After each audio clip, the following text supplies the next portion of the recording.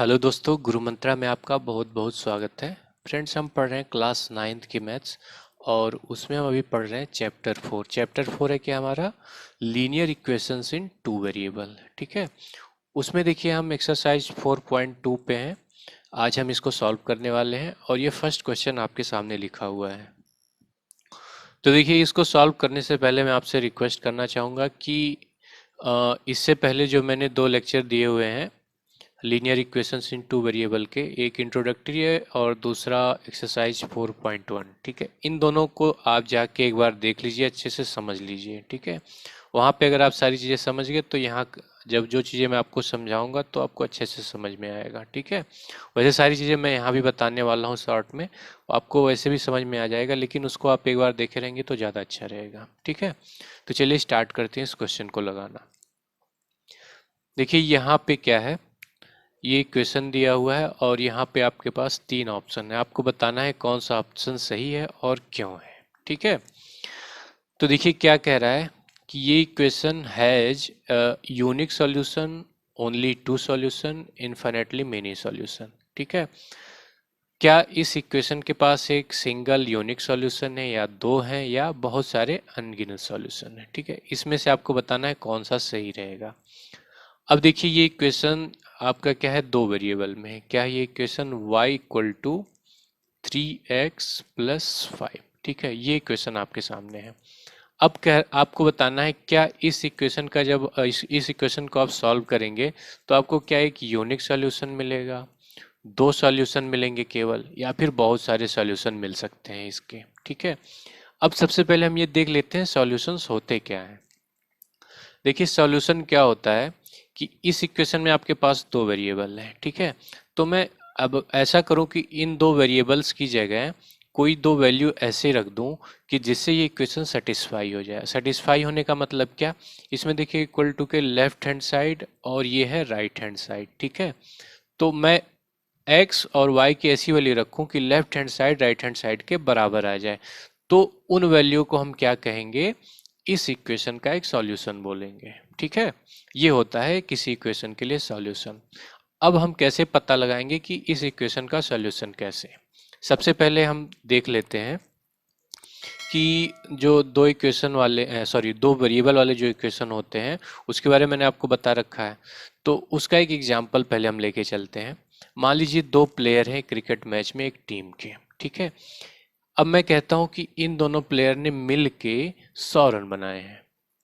ठीक है, तो देखिए अगर आप ध्यान से देखेंगे तो ये भी लीनियर इक्वेशन इन 2 वेरिएबल है। यहाँ पे 2 वेरिएबल क्या है, ए और बी द्वारा बनाए गए रन है। ठीक है, ये दोनों रन है ए और बी के द्वारा बनाए गए, इन दोनों के बारे में हमें पता नहीं है। इन दोनों को ऐड करने पे कितना आ रहा है, 100 आ रहा है। ठीक है, तो मैं समझाना क्या चाह रहा हूँ कि अगर मैं आपसे पूछूं कि ए और बी ने कितने रन बनाए, आपके पास केवल बस यही मैंने बता रखा है कि ये दोनों ने मिलके 100 रन बनाए हुए हैं।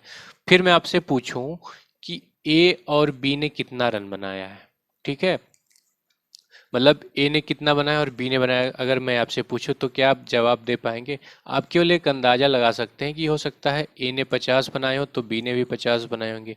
ए ने अगर 40 बनाया होगा तो बी ने कितना बनाया होगा, सॉरी 60 बनाया होगा। ठीक है, ऐसे आप अंदाजे लगा सकते हैं। ठीक, तो अगर कहा जाए तो ये जो रन है ना, ये रन की जो जोड़ी निकल के आ रही है, यही इस इक्वेशन का सॉल्यूशन है। तो अगर आप ध्यान से देखेंगे कि अगर आप ए की वैल्यू अगर 10 लेंगे तो बी कितना आ जाएगा, 90 आ जाएगा। ठीक है, यानी ए और बी की जो वैल्यू है ना एक दूसरे पे डिपेंड करती है। ठीक है, इस वजह से यहाँ पे हम कुछ भी ले सकते हैं, ए के लिए भी कुछ भी ले सकते हैं और बी के लिए भी कुछ भी ले सकते हैं। ठीक है, ये कितने भी रन बना सकते हैं, इसका कोई फिक्स नहीं है। इसका कहने का मतलब क्या हुआ कि ए और बी की ऐसी बहुत सारी वैल्यूज पॉसिबल है जिसके लिए इन दोनों को ऐड करने पे 100 आता हो। ठीक, अब इसका मतलब क्या हुआ कि इस ये जो आपके सामने कंडीशन लिखा हुआ है ना, इसके लिए बहुत सारे पॉसिबल सॉल्यूशंस हो सकते हैं। ठीक है, जैसे यहाँ पे देखिए ये है y इक्वल टू 3x+5। ठीक है, अब अगर मैं यहाँ की बात करूं, अगर मैं x की वैल्यू क्या ले लूं, 0, तो y की वैल्यू कितनी आ जाएगी, y की वैल्यू आएगी 5। ठीक है, y की वैल्यू आ जाएगी 5। इसको हम ऐसे लिखते हैं 0,5। ठीक है, अब अगर मैं इसको इस इक्वेशन में रख दूं ना, तो इस इक्वेशन में भी left hand side right hand side के बराबर आ जाएगा। देखिए कैसे आएगा। y की जगह रखना है मुझे 5 और x की जगह क्या रखना है 0। तो 3 इंटू 0 प्लस 5, तो क्या हो जाएगा 5 इक्वल टू 3 इंटू 0 0 होगा और 0 प्लस 5 5 हो जाएगा। तो यहाँ आप ध्यान से देखिए लेफ्ट हैंड साइड जो आपका है वो राइट हैंड साइड के बराबर आ गया कि नहीं। यानी इन दो वैल्यूज ने इस इक्वेशन को सेटिस्फाई कर दिया है। ठीक है, सेटिस्फाई करने का मतलब क्या है कि दोनों साइड एक दूसरे के बराबर आ जाए। अब सेटिस्फाई कर दिए तो x की और y की ये जो वैल्यू है ना, इसको हम सॉल्यूशन बोलते हैं और इसको ऑर्डर्ड पेयर में ऐसे रखते हैं, सबसे पहले x की वैल्यू फिर y की वैल्यू। ठीक है, तो ये जो एक सिंगल ऑर्डर्ड पेयर लिखा है ना आपके सामने, ऐसे बहुत सारे ऐसे ऑर्डर्ड पेयर हो सकते हैं जो कि इस इक्वेशन को सेटिस्फाई कर दें। क्योंकि हर x की वैल्यू के लिए आप जैसे ही x की कोई वैल्यू यहाँ पे रखेंगे ना, y की एक नई वैल्यू निकल के आ जाएगी जो इस इक्वेशन को सेटिस्फाई करे। जैसे यहाँ पे हो रहा था, जैसे ही मैं a को 50 ले रहा था b 50 निकल के आ रहा था, a को मैं 40 ले रहा था तो b 60 निकल के आ रहा था, a को मैंने 10 लिया तो b 90 आ रहा था। वैसे यहाँ भी है। ठीक है, जब आपके पास एक सिंगल इक्वेशन है तो इसमें आप x और y की जो वैल्यूज हैं उसके साथ बड़े आराम से खेल सकते हैं, कोई भी ला सकते हैं। अगर मैं y की वैल्यू यहाँ पे 0 लेता ना, तो x की वैल्यू आपकी कितनी आ जाती, -5/3। ठीक है, इसको भी आप यहाँ रख के देख लेंगे ना तो इक्वेशन सेटिस्फाई हो जाएगा, left hand side right hand side के बराबर आ जाएगा। ठीक है, तो ऐसी बहुत सारी ऐसी कंडीशंस हैं, ऐसे ऑर्डर्ड पेयर हैं जिनसे ये इक्वेशन सेटिस्फाई हो जाएगा। अब अगर मैं x की जगह 1 ले लूँ, ठीक है, x की जगह अगर मैं 1 लेता हूँ तो 3 इंटू 1 प्लस 5, यहाँ से क्या आ जाएगा 3 इंटू 1 3 हो जाएगा और 3 प्लस 5 8 हो जाएगा।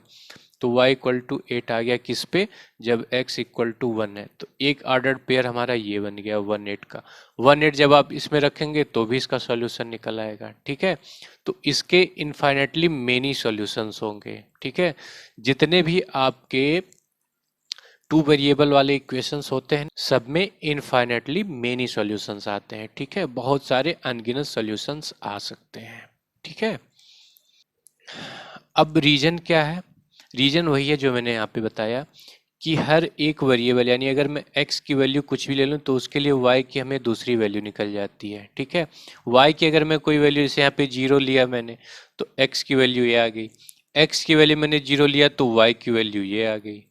तो यहाँ पे क्या हो रहा है कि जो भी मैं कोई भी एक वेरिएबल की जैसी एक वैल्यू ले रहा हूँ ना, तो दूसरी वैल्यू y की निकल के आ जा रही है। आप यहाँ x की कोई भी वैल्यू ले सकते हैं। ठीक है, माइनस इनफाइनाइट से लेके प्लस इनफाइनाइट तक आप कोई भी वैल्यू ले सकते हैं, उसके लिए y की कोई ना कोई वैल्यू निकल के आ ही जाएगी। ठीक है, तो कहने का मतलब क्या हुआ कि इस इक्वेशन के लिए सॉल्यूशंस बहुत सारे हैं। ठीक है, रीजन क्या हो जाएगा आपका कि x की अगर आप कोई एक वैल्यू लेते हैं तो उसके लिए y की एक वैल्यू ऐसी आपको मिल जाएगी जो इस इक्वेशन को सेटिस्फाई कर दे। ठीक है, तो आपके पास ऐसे बहुत सारे पेयर बन के आ जाएंगे जो इस इक्वेशन को सेटिस्फाई करें। ठीक है, तो ये हो गया आपका फर्स्ट क्वेश्चन। अब चलते हैं सेकंड वाले पे। अब देखिए इस क्वेश्चन में आपको हर एक इक्वेशन के लिए, ठीक है, 3 पार्ट हैं यहाँ पे, हर एक इक्वेशन के लिए आपको क्या लिखने हैं, 4 सॉल्यूशंस लिखने हैं। ठीक है, तो देखिए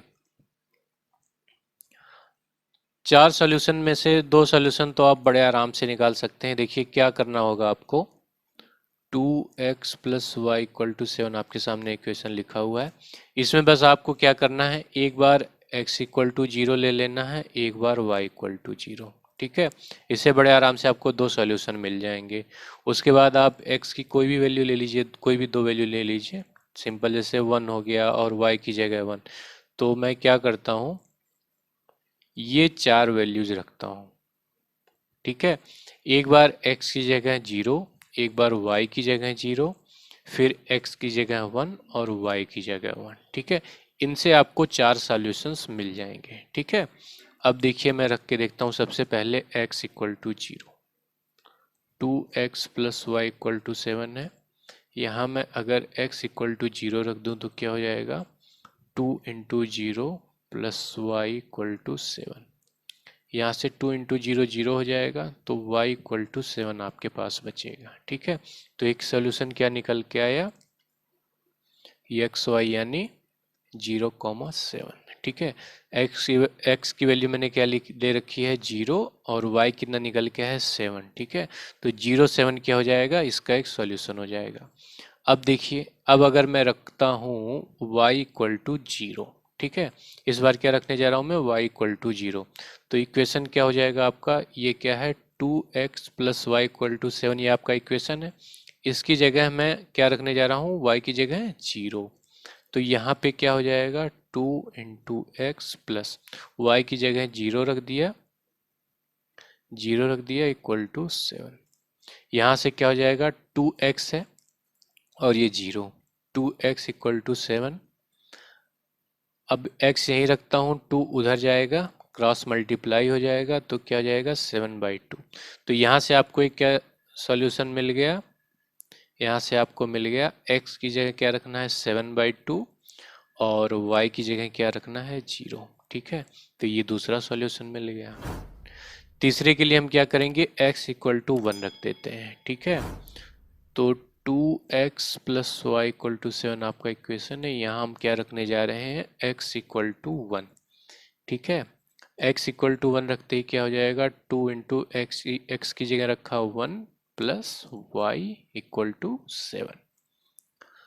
अब क्या हो जाएगा 2 इंटू 1 2 हो गया, प्लस ये y इक्वल टू 7। अब हम 2 को उस साइड ले जाएंगे। ठीक है, यहाँ प्लस का 2 है, उधर जाके क्या हो जाएगा माइनस, तो 7 माइनस 2। अब यहाँ से y इक्वल टू क्या आ गया, 7 माइनस 2 क्या हो गया 5। तो यहाँ से क्या मिल गया आपको सॉल्यूशन एक, ठीक है 1 और ये 5। ठीक है, ये आपको थर्ड सॉल्यूशन मिल गया। फोर्थ के लिए क्या करता हूँ मैं, इस बार y की जगह 1 रखता हूँ, तो क्या हो जाएगा 2x plus y equal to 7, ये आपका था इक्वेशन। इसमें मुझे इस बार क्या रखना है, y की जगह 1 रखना है, तो ये 1 रख दिया मैंने। फिर 2x इक्वल टू 1, देखिए उधर जाएगा 7 माइनस 1। ठीक है, फिर यहाँ से क्या जाएगा 2x इक्वल टू 7 माइनस 1 क्या हो जाएगा 6। फिर यहाँ से x इक्वल टू क्या हो जाएगा, 2 उधर जाके क्रॉस मल्टीप्लाई होगा, नीचे आ जाएगा, तो 2 3 टाइम्स हो गया ना यहाँ पे, तो x इक्वल टू क्या आ गया 3। तो आपको यहाँ से क्या सॉल्यूशन मिल गया 3 कॉमा और y कितना है 1। ठीक, ये आपको एक सॉल्यूशन मिल गया। ठीक है, तो देखिए अगर आप आंसर मैच करेंगे ना, तो यहाँ पे जो 4 सॉल्यूशन निकल के आए हैं आपके, ठीक है, ये अलग अलग स्टूडेंट के अलग अलग हो सकते हैं। क्यों, क्योंकि उसने पता नहीं x को क्या लिया है, y को क्या लिया है इन 4 कंडीशंस में। ठीक है, 4 सॉल्यूशन निकालने के लिए x या y में से आपको कोई 4 वैल्यू लेनी पड़ेगी। ठीक, तो आपके ऊपर डिपेंड करता है आपने क्या लिया है, उसी से रिलेटेड आपके ये क्या निकल के आएंगे, सॉल्यूशन निकल के आएंगे। ठीक है, अब चूंकि आपको पता ही है कि जो लीनियर इक्वेशंस इन 2 वेरिएबल होते हैं उनके अनलिमिटेड सॉल्यूशंस होते हैं। ठीक है, अनगिनत सॉल्यूशन होते हैं, तो उन अनगिनत में से ये 4 सॉल्यूशन आपको बताने थे, वो 4 आपने बता दिए। फिर आ जाइए अब सेकंड वाले पे आते हैं। इसमें सेकंड देखिए क्या है, pi x plus y equal to 9। ठीक है, देखिए सेम इसी के तरीके का है इक्वेशन। यहाँ पे 2 की जगह पाई है और 7 की जगह 9 है, तो हमको बस वही करना है। एक बार x की जगह 0 रखेंगे, फिर y की जगह 0 रखेंगे, फिर x की जगह 1 और y की जगह 1। यहाँ से हमें 4 सॉल्यूशंस मिल जाएंगे। अब जब x इक्वल टू 0 रखेंगे, हमारे पास इक्वेशन क्या है, pi x plus y equal to 9। यहाँ पे जब मैं 0 रखूँगा तो क्या हो जाएगा, pi into 0 plus y equal to 9। यहाँ से क्या हो जाएगा, ये पूरा 0 हो गया, बचा क्या y इक्वल टू 9। तो एक सॉल्यूशन आपको क्या मिल गया, 0 और 9। ठीक है, ये आपको एक सॉल्यूशन मिल गया। दूसरे के लिए हम क्या करेंगे, y की जगह 0 रखेंगे। इस बार देखिए pi x plus y equal to 9, ये इक्वेशन था आपका। यहाँ पे हमें क्या रखना है, y इक्वल टू रखना है 0। ठीक है, तो यहाँ से क्या हो जाएगा, पाई x प्लस वाई की जगह रखा 0 और बाकी सब वैसे ही रहेंगे। ठीक है, इसमें 0 ऐड करेंगे वही बचेगा, यानी पाई एक्स इक्वल टू 9। फिर आगे क्या होगा, x इक्वल टू, अब पाई मल्टीप्लाई में है, उधर अगर ले जाएंगे क्रॉस मल्टीप्लाई होगा, यानी 9/पाई हो जाएगा। ठीक है, तो x की वैल्यू इस बार क्या आ गई, 9/पाई। सॉल्यूशन आपको क्या मिल गया, 9/पाई, और y क्या है, 0। ठीक है, सबसे पहले x लिखते हैं फिर y लिखते हैं। ठीक है, तो ये आपका आ गया सेकंड सॉल्यूशन। अब चलते हैं x इक्वल टू 1 रखते हैं, x इक्वल टू 1 रखते हैं इस बार। तो सबसे पहले इक्वेशन लिखा, इसकी जगह हम इस बार x की जगह रखने वाले हैं 1। ठीक है, तो 1 रख दिया ये, और ये y equal to 9। Pi into 1 pi ही होगा, प्लस y इक्वल टू 9। अब हमें क्या करना है, पाई को उधर लेके जाना है, तो y इक्वल टू क्या हो जाएगा, 9 माइनस पाई। ठीक है, ये आपका एक y की वैल्यू निकल के आ गई। तो यहाँ पे क्या सॉल्यूशन मिला, x क्या था हमारा 1, और y क्या है 9 माइनस पाई। ठीक है, ये आपका सॉल्यूशन हो जाएगा। ठीक, फिर देखिए लास्ट वाला क्या है, इस बार हमें y इक्वल टू 1 रखना है। हमारा इक्वेशन क्या है, pi x plus y equal to 9। ठीक है, 9। यहाँ क्या रखना है हमें, y इक्वल टू 1 इस बार रखना है, तो रख देते हैं। ये हो गया पाई x प्लस वाई की जगह रखा 1 इक्वल टू 9। यहाँ से देखिए, अब इस 1 को मैं उधर ले जाता हूँ, क्या हो जाएगा, 9 माइनस 1 यानी कि 8। ठीक, तो आ गया क्या हमारा यहाँ पे, पाई x इक्वल टू 8।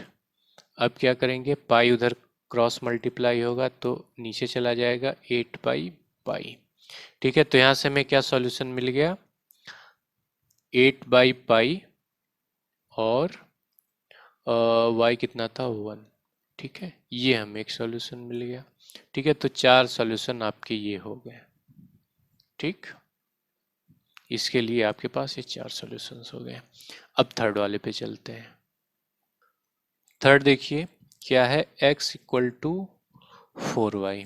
ठीक है, तो यहाँ पे हम रखेंगे x इक्वल टू 0, फिर y इक्वल टू 0 रखते हैं, x इक्वल टू 1 रखते हैं, और y इक्वल टू 1 रखते हैं। ठीक है, अभी देखिए यहाँ पे थोड़ा सा आपके एक डिफरेंस देखने को मिलेगा।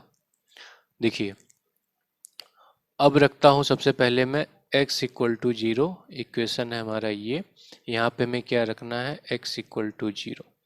0 रखते ही क्या हो जाएगा, ये 4y हो जाएगा। ठीक है, 4 जब यहाँ पे क्रॉस मल्टीप्लाई होगा तो ये भी 0 हो जाएगा, तो y इक्वल टू 0 आ गया। ठीक है, तो हमें एक सॉल्यूशन क्या मिल गया, 0 0। ठीक, अब देखिए, अब इसका कोई रखने का मतलब नहीं रह गया, क्योंकि हमें पता है x 0 रखने पे y 0 आ रहा है। तो जब आप y 0 रखने जाएंगे तो x भी फिर 0 मिल जाएगा। क्यों, क्योंकि एक दूसरे पे डिपेंडेंट है। ठीक है, जैसे ही आप y को 0 रखेंगे, ठीक है, जैसे मैं रख के दिखा देता हूँ, x इक्वल टू 4y। ठीक है, y की जगह अगर मैं रखता हूँ 0, ठीक है, हो गया 4 इंटू 0, तो 4 इंटू 0 0, x इक्वल टू 0 आ गया ना। फिर से आपको सोल्यूशन क्या मिला, 0 0। तो ये दो सोल्यूशन थोड़े हुए, ये एक ही सोल्यूशन है। ठीक है, तो अब y इक्वल टू 0 रखने से आपको एक अलग सोल्यूशन नहीं मिलेगा। तो इस बार मैं क्या रख लेता हूँ कि y की जगह यहाँ देखिए 1, तो इस बार 2 रख के देख लेता हूँ। तो हमारे पास इक्वेशन क्या है, x इक्वल टू 4y, जहाँ पे हम y इक्वल टू 2 रख लेते हैं। ठीक है, देखिए ये आपकी इच्छा के ऊपर, आप यहाँ पे कुछ भी रखना चाहें। अब 1 2 ये सब थोड़ी आसान वैल्यू है, इसलिए हम इसको लेके चलते हैं। ठीक है, 0 1 2 से आसान और क्या होगा। अब आप यहाँ पे 98 रख दीजिए, 99 रख दीजिए, तो आपका काम और टफ हो जाएगा, क्या मतलब है। ठीक है, तो एकदम सिंपल सिंपल लेके चलिए। y इक्वल टू 2 रख दिया, x equal to 4 into y की जगह रखेंगे 2, क्या आ जाएगा 8, यानी x इक्वल टू 8। तो यहाँ हमारा सॉल्यूशन क्या मिलेगा, 8,2। ठीक है, 8,2 इसके लिए एक सॉल्यूशन हो गया। अब रखते हैं x इक्वल टू 1। देखिए यहाँ से आपको एक चीज समझ में आ गई होगी कि जो आप 4 वैल्यू लेके चल रहे हैं ना, अगर किसी एक वैल्यू रखने से यहाँ पे x और y अगर सेम आ जाते हैं ना, तो आपको क्या करना है, ये स्ट्रेटजी थोड़ी बदलनी पड़ेगी। ठीक है, जैसे यहाँ पे x इक्वल टू 0 रखने पे दोनों सेम वैल्यू आ गई थी ना, तो y 0 रखने का फ़ायदा नहीं होगा, फिर से सेम वैल्यू आ जाएगी, तो आपको एक अलग से सॉल्यूशन नहीं मिलेगा। ठीक है, उसके लिए आपको फिर y को चेंज करना पड़ेगा। अब देखिए इन दोनों के लिए ट्राई करके देखते हैं। देखिए यहाँ पे सेम नहीं आएगा, x इक्वल टू 4y है, हमें क्या रखना है, x इक्वल टू 1 रखना है। ठीक है, तो x की जगह रखा 1 और ये क्या हो गया 4y। अब 4 इस साइड क्रॉस मल्टीप्लाई हो जाएगा, नीचे आ जाएगा, तो क्या हो गया 1 equal to 4 equal to y, या फिर पलट के लिख लेता हूँ मैं, y इक्वल टू क्या हो गया 1/4। तो यहाँ हमें क्या सॉल्यूशन मिल गया 1,1/4। देखिए आप ये जो लास्ट में ऑर्डर पेयर लिखते हैं ना, ये जो सॉल्यूशन, इसमें कभी भी ये गलती मत कीजिएगा कि पहले y फिर x। ठीक है, हमेशा पहले x वाली वैल्यू फिर y वाली वैल्यू लिखी जाती है, ये नहीं कि आप 1/4 और कामा 1 लिख के आगे चले गए, ये गड़बड़ हो जाएगा। ठीक है, क्योंकि y की वैल्यू यहाँ पे 1/4 है, जबकि पहले क्या लिखते हैं हम x की वैल्यू। ठीक है, ये हो गया आपका।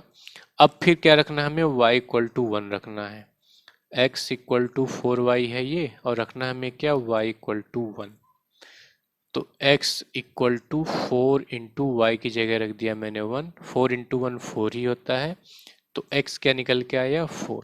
तो यहाँ पे ऑर्डर पेयर क्या मिलेगा सॉल्यूशन का आपका 4,1। ठीक है, पहले x फिर y, तो 4,1 आपका एक सॉल्यूशन हो। तो चार सॉल्यूशन क्या हो गए 0 0 8 2 1/4, सॉरी ये गलत है, ये 1,1/4 और ये 4,1। ठीक है, ये चार सॉल्यूशंस इसके लिए मिल गए। तो फ्रेंड मैं आशा करता हूँ कि आपको ये लेक्चर पसंद आया होगा। अगर पसंद आया है तो वीडियो को लाइक कीजिए और अपने फ्रेंड्स के साथ शेयर भी कीजिए। अगर कहीं कोई डाउट रह गया हो तो आप नीचे कमेंट सेक्शन में क्वेश्चन भी पूछ सकते हैं, मैं जल्दी से जल्दी रिप्लाई करने की कोशिश करूँगा। और एक रिक्वेस्ट है कि आप चैनल को सब्सक्राइब कीजिए और बेल आइकन को ज़रूर प्रेस कीजिएगा, ताकि आपको हमारे चैनल से नए लेक्चर के रेगुलर अपडेट्स मिलते रहें। तो मिलते हैं अगले लेक्चर में, तब तक के लिए धन्यवाद। Thanks for watching.